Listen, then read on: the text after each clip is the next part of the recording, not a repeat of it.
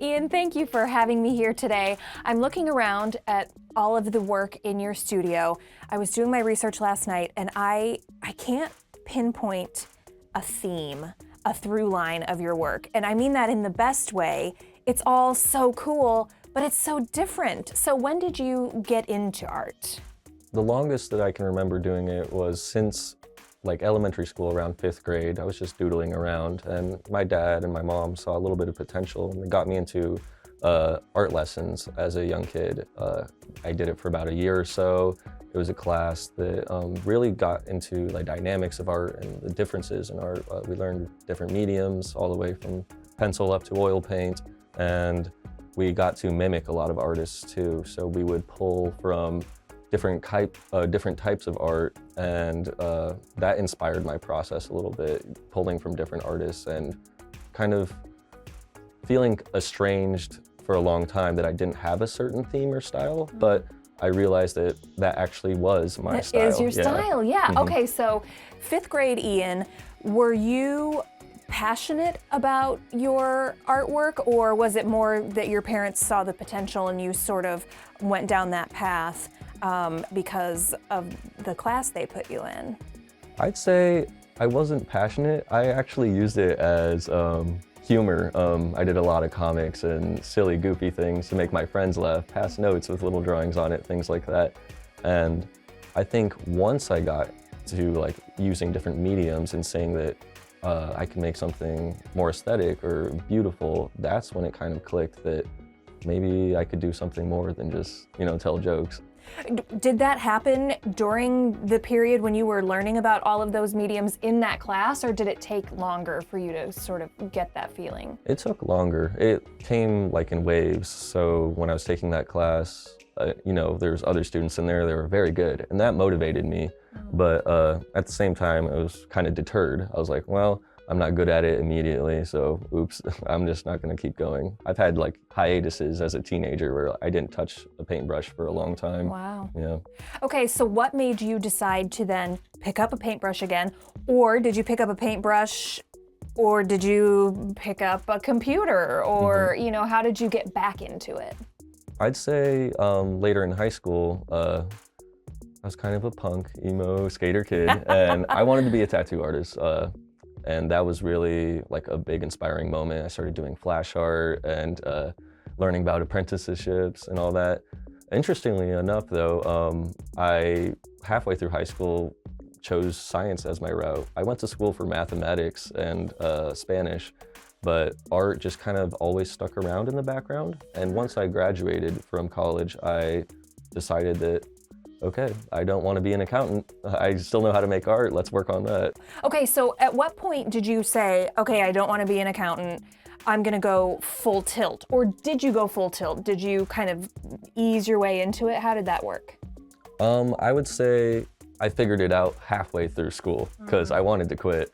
And I was like, okay, finish this out. It'll be useful. And I actually use it as a way to dive into a career that isn't purely art, but something that isn't purely numerical or analysis based. So I'm trying to, I guess, make both sides of my brain talk to each other, bridge a connection between the math and the art. So how do you kind of make those two sides come together to benefit you? Let's see, animation, I would say, is like what I found that like triggers both sides of my brains, because I'm thinking about drawing each frame, and at the same time I'm working with a timeline. I have to remember like the physics of things, like how much weight this character has, and the art side comes out by exaggerating the physics and making the timeline all work together, using layers and sketching things out and working on it little by little and building the thing up to be a short sequence that often takes hours just to make 6 seconds, but... I'm so glad that you went there, that you brought that up, because as I was looking at your stuff last night, the animation really jumped out at me, because I don't know that I've talked to an animator, at least it's been a long time, and I can't wrap my brain around it. It's hard enough, I would think, to create beautiful art, but then to make it come alive. How did you learn how to do that? This was purely on my own. maybe a couple years ago, I started seeing these books in the library on animation. I was like, I'm interested in how they do that. Like, how does it come alive? Because essentially it's a trick. It's just a drawing every 30 frames per second on the screen. Yeah. It's actually not moving. So I got into it because of reading a book. There's this guy who directed Who Framed Roger Rabbit. He wrote a really good book about just the fundamentals of animation and how to make something work and understand the timeline and all that. Essentially, I just picked up the book, started reading, and got a little cheap drawing tablet for the computer. And over a course of 2 years, learned how to use the Adobe programs, because that was also pretty challenging. Yeah. Yeah, little by little.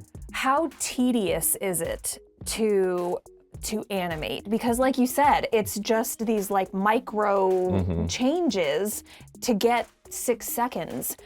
Is it tedious to you? It would be to me, but is it your personality where you're like, oh, this is awesome? No doubt it is tedious, but what always keeps me going and motivated to do the next animation is the final product, because I don't see a 10-second little reel of something. I see sometimes 14 hours of work playing back, and I'm like, all right, you did that. It's just really deeply in there, kind of hidden. Yeah. So it makes sense to me that you would be interested in animation because, as you mentioned, you also do comic work. So you're obviously a storyteller. Yeah. When did that come out? When did you discover that? Was it alongside your art? I'd say so, yeah. I've been a decent writer throughout my life too, and I like that storytelling aspect. So time is super important to me because there's still images, and then there's like a concept of time. It's what we live in. So I'd like to bring that into my art because it just feels very human and nothing is stuck. There's movement in art that can lie on a still image, but I like the movement of like moving across a sequence, and you can jump from small moments to years so quickly just by drawing the right thing and saying the right words. So how hard is it for you when you get a commission piece that you don't necessarily get to inject your storytelling into it? It can be difficult, but I remember that the things that I've learned is why somebody came to me, and I appreciate that and always do my best on it. And I won't touch it as much as I touch the things that I like when I'm working on multiple things at a time, but it gets done, and I do enjoy seeing a smile on somebody's face. And I've actually had some pretty interesting commissions. My friend, she wanted a portrait of her, like traditional oil painting. I said, okay. But she's wanted a portrait of a mugshot she got when she was 16. That made it very fun. Okay, first of all, I want to meet her because that's awesome. But I can imagine, to me at least, that would be daunting. Is it intimidating to you, or do you just go, yes, that is a challenge I want to tackle? Oh yeah, I'm definitely always looking for that next challenge. I think that's why I try so many different things and don't have a set style, because like seeing something like that looks hard. How do I do that? And I just get to work and try to figure it out, yeah.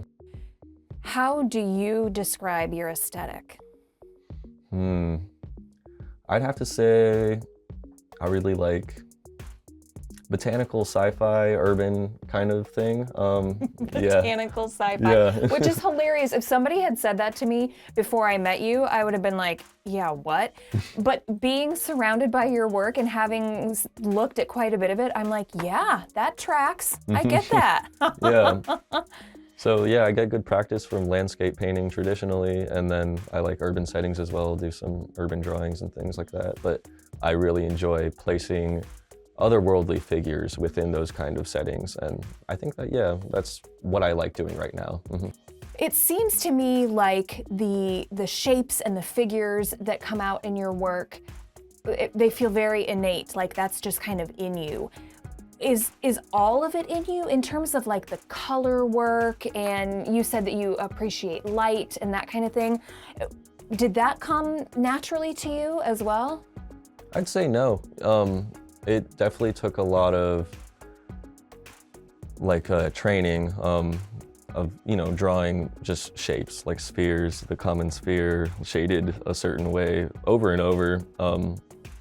Thankfully, I had that class, so I had when I was a young kid, that class, I had some perspective and some mentorship in that aspect, but it definitely didn't come naturally.